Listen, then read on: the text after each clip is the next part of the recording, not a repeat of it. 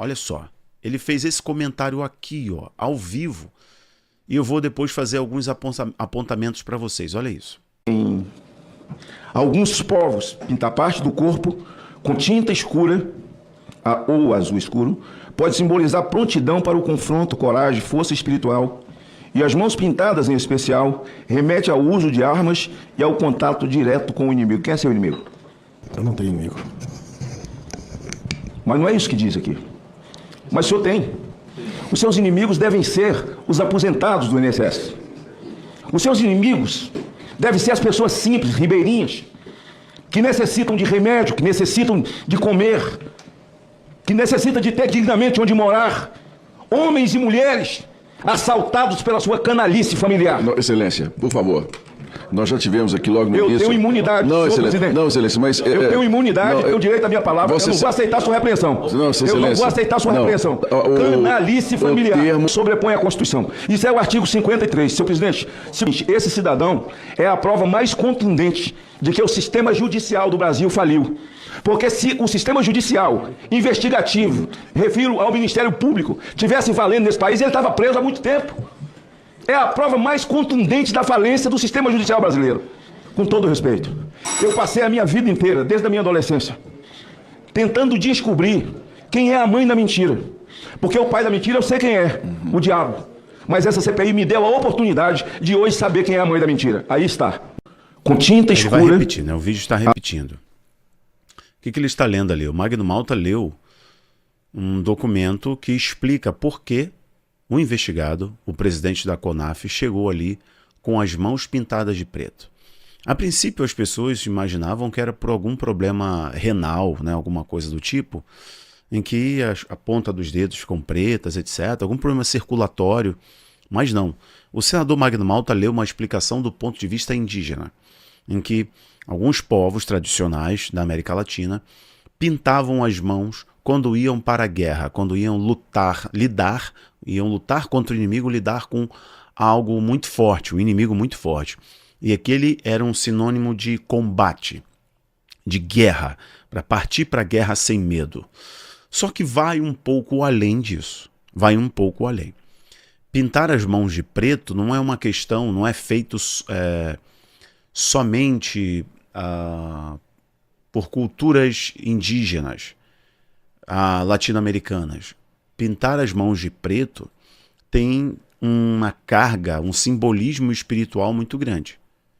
Pintar a mão de preto não está ligado somente, como eu falei, a culturas indígenas latino-americanas.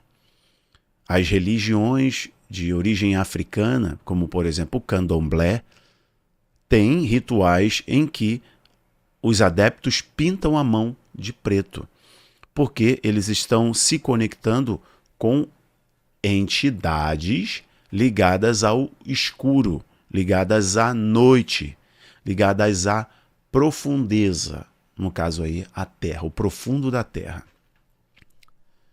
E aí eles pintam, sujam a mão de preto como um ato de consagração.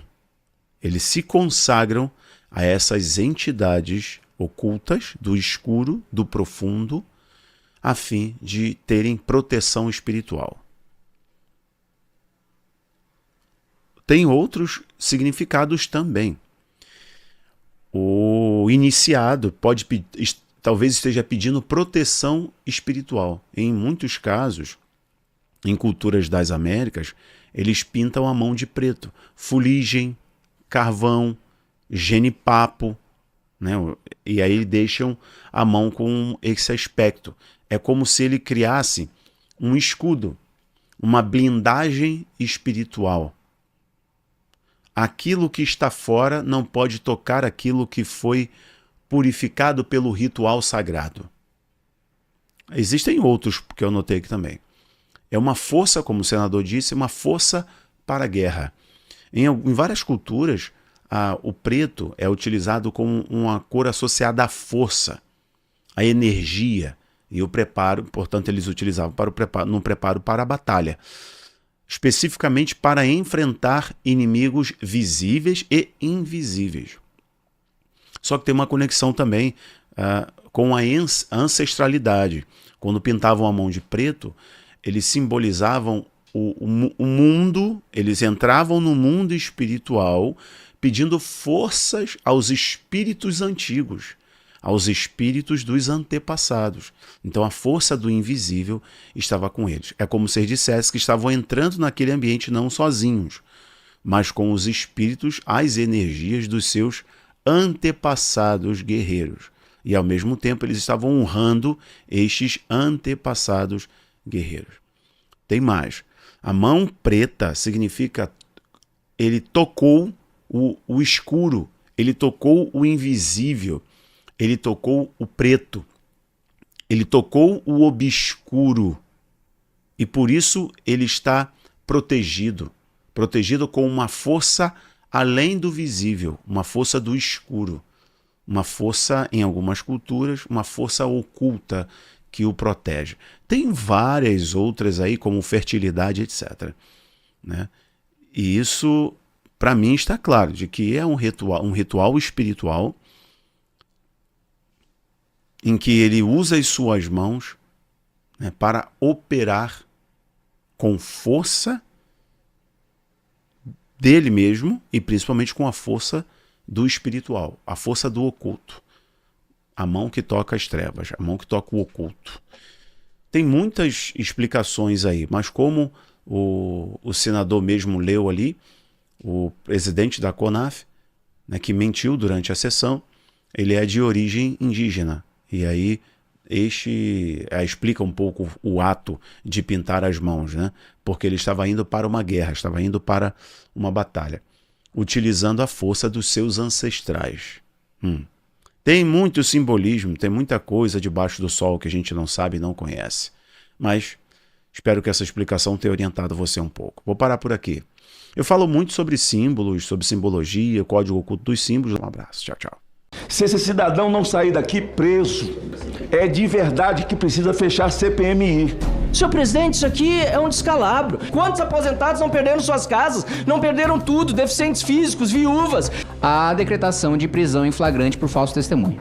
8 milhões de pessoas lesadas por uma família inteira e que não sabem de nada. Reserva o direito constitucional de permanecer em silêncio. Não, mas tá aqui no contrato. Bom, o senhor vai ficar em silêncio, mas o senhor podia me responder se sabe que o senhor Zé do Peixe, nesse período, uma parte dele, mais de meio ano, foi assessor parlamentar aqui na Câmara dos Deputados. O senhor sabe disso? Me reserva o direito constitucional de permanecer em silêncio. Sabe? Então o senhor não sabe que ele era assessor, não, o senhor não quer responder. E o senhor por acaso sabe de quem ele era assessor parlamentar durante esse período? Me reserva o direito constitucional de permanecer em silêncio. E afirmo diante do Brasil: o senhor está preso em nome dos aposentados, das viúvas e dos órfãos do nosso Brasil. Quem rouba aposentado, rouba do nosso país, dos brasileiros. Na CPMI do INSS, o clima pegou fogo. O Brasil assistiu a um dos momentos mais explosivos da CPMI. O depoente, conhecido como Mão Preta do INSS, tentou enganar a comissão, mas não resistiu ao cerco implacável dos parlamentares. Os deputados Marcel Van Hatten, Kim Kataguiri e o senador Magno Malta desmascararam cada contradição, cada mentira e cada tentativa de ocultar a verdade. A paciência acabou. Depois de tantos indícios de falso testemunho, fraude e ligação com esquemas milionários, o presidente da CPMI decretou a prisão em flagrante em nome dos aposentados, viúvas e órfãos brasileiros. Uma cena histórica que mostra que quem rouba aposentado está roubando o Brasil inteiro. Eu passei a minha vida inteira, desde a minha adolescência, tentando descobrir quem é a mãe da mentira. Porque o pai da mentira eu sei quem é, o diabo. Mas essa CPI me deu a oportunidade de hoje saber quem é a mãe da mentira. Aí está. Muito obrigado, senhor presidente. Esta CPMI advertiu o depoente desde o início da sua obrigação legal de dizer a verdade. Entretanto, durante essa sessão, ficou constatado que o depoente omitiu diversas informações deliberadamente, entrou em contradição em várias delas e, ao ser questionado novamente pelo relator e por membros desta comissão, manteve as afirmações. Essas contradições configuram uma mentira deliberada e ocultação de informações com o intuito de prejudicar as investigações dessa comissão. O Código Penal, no artigo 342, tipifica o crime de falso testemunho. Além disso, nos termos dos artigos 301, 302, 304 do Código de Processo Penal, está caracterizado o flagrante delito. Eu sei que a nossa voz de prisão aqui se repetirá, como todas as outras, em que a pessoa será ouvida, liberada e possivelmente teremos mais uma vez. Mas há um grito na garganta de todos os brasileiros em relação a essa impunidade. Portanto, em nome dos aposentados, das viúvas, dos órfãos brasileiros, decreto a prisão em flagrante do depoente pelo crime de falso testemunho. Determino à Polícia Legislativa que proceda imediatamente à condução do preso, com todas as garantias constitucionais, comunicando-se à autoridade judicial competente. E afirmo diante do Brasil: o senhor está preso em nome dos aposentados, das viúvas e dos órfãos do nosso Brasil. Quem rouba aposentado, rouba do nosso país, dos brasileiros. E aqui quem mente paga o preço. Peço à Polícia Legislativa que cumpra a determinação.